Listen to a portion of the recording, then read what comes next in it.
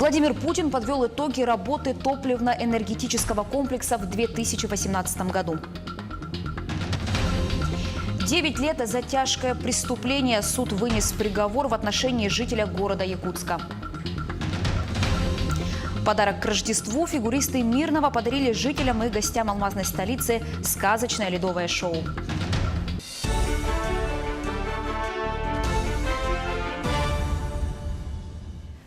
В эфире новости, в студии Анастасия Кобызева. Здравствуйте. Итоги работы топливно-энергетического комплекса в 2018 году и прохождение осенне-зимнего периода стали основными темами прошедшей встречи президента России Владимира Путина и министра энергетики Александра Новака. Руководитель ведомства сказал, что особое внимание уделяют регионам, таким как Крым, Калининград, Якутская энергосистема, Дальний Восток, Сибирь, там, где сейчас холодные температуры. Министр заметил, что отдельные отключения энергии бывают, но все быстро восстанавливается. Работает необходимое количество бригад, суммарно это почти 120 тысяч человек. Еще один вопрос касался газификации страны. Владимир Путин поручил Минэнерго совместно с «Газпромом» сосредоточиться на проектах. Работа должна быть проделана таким образом, чтобы газ был доведен непосредственно до потребителей. Премьер-министр Дмитрий Медведев поставил задачу к 2024 году увеличить долю российского программного обеспечения в госструктурах до размера более 90%. Обеспечение независимости в цифровом пространстве является вопросом безопасности, подчеркнул Дмитрий Медведев на совещании о развитии отечественной мобильной операционной системы. Цитата. «Мы, как известно, приняли национальную программу по цифровой экономике. Ее финансирование значительное. До 2024 года объем финансирования превысит 1,8 триллионов рублей. Сумма очень существенная, но и задачи масштабные», уточнил глава правительства. Подчеркнув, что речь идет о технологическом развитии страны. Премьер также отметил, что доля российского программного обеспечения в госструктурах к 2024 году должна превысить 90%, в госкомпаниях – 70%. Пострадавшие при обрушении дома в Магнитогорске получат единовременные выплаты для покупки квартир. За 1 квадратный метр общей площади утраченного жилья им перечислят 31 725 рублей. Об этом сообщает пресс-служба вице-премьера Виталия Мутко. В заявлении отмечается, что выплаты получат 101 семья, это 238 человек, которые остались без квартир. Денежные средства будут переданы лицам, являющимся собственниками квартир в разрушенных подъездах, либо имеющим документы на регистрацию права собственности. Также средства выделят тем, кто имеет постоянную регистрацию в доме. Якутский городской суд вынес приговор в отношении жителя города Якутска. Он обвиняется в изнасиловании несовершеннолетней, соединенной с угрозой убийства. Подсудимый совершил преступление в августе прошлого года. Суд приговорил мужчину к 9,5 годам лишения свободы в исправительной колонии строгого режима с дополнительным наказанием в виде ограничения свободы на 1 год. Рассмотрено судом в закрытом судебном заседании в общем порядке. В судебном заседании подсудимый вину признал частично. Суд признал смягчающими наказание обстоятельствами наличие у подсудимого малолетнего ребенка, активное способствование раскрытию и расследованию преступления и другие обстоятельства. Обстоятельств, отягчающих наказание подсудимого, суд не установил. За 2018 год сильнее всего подорожали яйца и сахар. По итогам года потребительские цены в России выросли на 4,3%, что выше прогноза Центрального банка, сообщает Росстат. При этом на некоторые виды продуктов цены росли в разы быстрее. Особенно быстро, по данным Росстата, в прошлом году подорожали продукты, в то время как рост цен на непродовольственные товары и услуги оказался в рамках прогноза. При этом на отдельные виды продуктов цены росли в разы быстрее среднего. Например, сахар-песок за год подорожал сразу на 28,3%, куриные яйца на 25,9%, а мясо и птица на 9,7%. Для сравнения, крупы за год, по данным Росстата, подорожали в среднем всего на 1,2%. К слову, цены на яйца продолжают расти. Это вызывает большое беспокойство у жителей города Нерюнгри.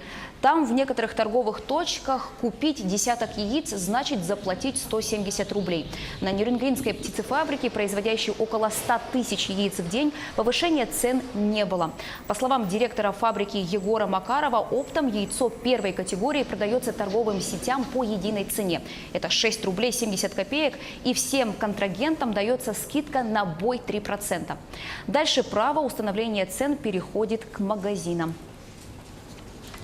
Закупалась в крупнейшем агропромышленном комплексе Сибирского региона, который производит кольцовское яйцо высшей категории. Ровно год назад цена на данное яйцо составляла 15 рублей 90 копеек. В связи с повышением цен у поставщика, ростом логистических затрат и НДС на короксы, цена на яйцо выросла всего на 1 рубль. Ну а жители Ленского района волнуют налоги. Будут ли они платить налоги за сараи и туалеты в 2019 году и какие изменения появились в налоговом кодексе страны? Ответы на эти и другие вопросы наш корреспондент Анна Кожевникова получила у государственного налогового инспектора. Разговоры о том, что жители Российской Федерации будут платить налог за бани, сараи и туалеты на своих дачных участках или на территории частных владений, идет давно. В конце 2016 года были приняты поправки в главу 32 Налогового кодекса Российской Федерации, в соответствии с которыми все хозпостройки, расположенные на садовых и дачных участках, были признаны объектами налогообложения наравне с жилыми домами. Но есть некоторые оговорки. Налог на имущество физических лиц обязательно вовсе не для каждой постройки, расположенной на дачном участке. Также далеко не все постройки требуют регистрации. Оплачивать налоговые и регистрировать нужно только те строения, которые подпадают под понятие недвижимости. Чаще всего это жилые строения, в первую очередь дома, а также гаражи. Таким образом, парники, дровяники, амбары, сараи, туалеты налогом не облагаются. Эти строения классифицируются как хозяйственные постройки. Так, хозпостройка, не являющаяся капитальной, площадь которой не превышает 50 квадратных метров, налогом не облагается. А вот за пристройки к жилому дому платить придется, если такое сооружение будет зарегистрировано. Еще одной волнующей темой стало обсуждение введения налога на домашних животных в связи с разработкой новых законопроектов. Но такой вид налога введен не был. А вот за имущество, зарегистрированное на детей, платить придется родителям. Часто в налоговую инспекцию обращаются жители с вопросом, почему им не приходят налоговые уведомления. Если же человек зарегистрирован непосредственно в личном кабинете, то все налоговые уведомления будут поступать непосредственно туда. То есть на бумажном носителе ему ничего приходить не будет. Или же он там может пометить, чтобы ему прислали на бумажном носителе по месту регистрации данного лица. Уведомление не направляется, если общая сумма налогов, исчисленная налоговым органом, составляет менее 100 рублей. Для этого налогоплательщику нужно обратиться непосредственно в сам налоговый орган или, опять же, через личный кабинет, и ему выкатят квитанцию на эту сумму. Если житель Ленского района получает письмо о налоговом обложении из Кемерово, удивляться не стоит. Просто информационная рассылка производится из Кемеровской области. Единственным официальным сайтом налоговой инспекции является налог.ру и мобильное приложение «Налоги.ФЛ». Все остальные сайты и приложения – двойники, через которые невозможно узнать свои налоги и оплатить их. Анна Кожевникова, Виталий Андреев, Ленск. В Саха-театре прошла рождественская встреча рода Габышевых. Мероприятие проводится 10-й год подряд. Первая встреча была посвящена выходу в свет книги «Габышев. Известный и неизвестный», посвященной видному государственному и политическому деятелю Александру Габышеву. Генеалогическое древо Габышевых уходит своими мощными корнями в далекое историческое прошлое. Среди них есть разные национальности – саха, русские, татары, латыши, грузины, корейцы и другие. Мероприятие в первую очередь служит примером консолидации для младшего поколения и из года в год собирает полный зал родственников. Ежегодно в Рождество фигуристы Мирного дарят жителям и гостям алмазной столицы сказочное ледовое шоу. К постановке воспитанники и тренеры секции фигурного катания начинают готовиться еще в сентябре, в начале нового сезона. Оттачивают элементы фигурного катания, шьют костюмы, пишут сценарии и готовят декорации. Что из этого вышло, расскажут коллеги.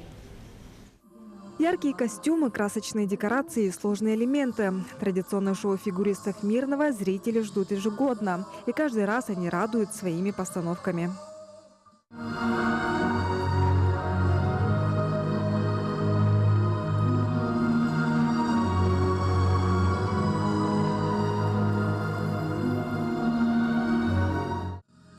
В этом году воспитанники секции фигурного катания удивляли сказкой на льду «Летучий корабль». Режиссером шоу выступили тренеры Ольга Ладыгина и Наталья Яковлева.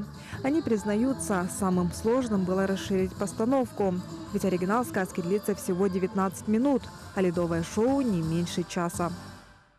Это была такая задача, над которой я очень долго работала, добавляла музыку дополнительную, которая абсолютно не из мультика. И в итоге у нас все сложилось. Мы с Ольгой Николаевной очень довольны, очень рады, что все прошло хорошо. Готовились мы, начинали уже думать в сентябре, в начале сезона. Но, естественно, вся идея как бы уже месяца два.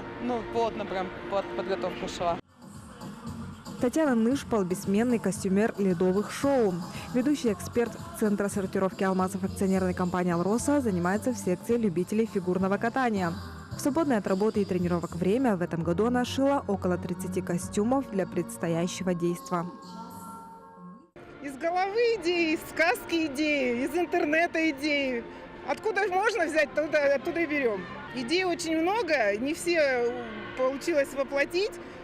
Шоу сегодня, по-моему, феерично прошло. Всего в шоу задействовали более 50 фигуристов. Атмосферу сказки подчеркнули специально подобранными световыми эффектами и музыкальным сопровождением. Это потрясающе. Я как будто побывала в сказке. Вы знаете, вот все шоу, которые Ольга Николаевна ставит, они все вот как волшебные. Потрясающие дети, да? И вот эта атмосфера праздничная чувствуется. Очень понравилось. Каждая новая постановка от фигуристов неизменно завершается аншлагом. Свободных мест на трибунах не бывает. Зрители уже гадают, чем организаторы удивят их в следующий раз, ровно через год. Анна Винокурова, Алексей Меркулин, телеканал «Алмазный край». Таковы новости к этому часу. Оставайтесь с нами.